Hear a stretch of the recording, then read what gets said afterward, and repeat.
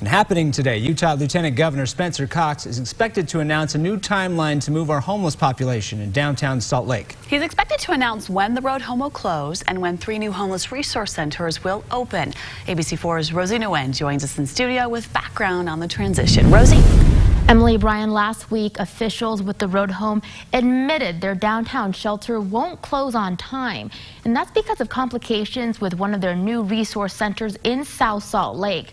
They're now saying the shelter will close this fall and will announce a clearer timeline of the transition later today. Here is some background on that transition. Back in September, the road home announced the sale of their downtown shelter to the state for $4 million. One aspect that is still very vague is what policing of the Rio Grande area and law enforcement transition will look like after the road home closes.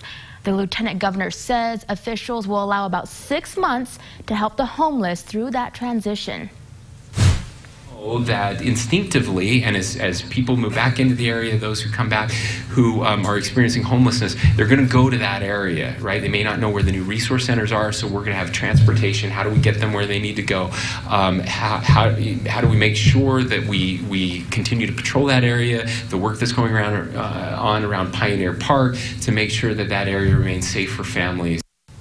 Those 3 new resource centers will be able to hold a total of 700 beds, which is actually 300 beds less than what their current facilities have. But officials ensure that they will have new programs focused on mental health, addiction recovery, and housing so that not as many beds will be needed. Emily, back to you. Okay, Rosie, thanks for the update.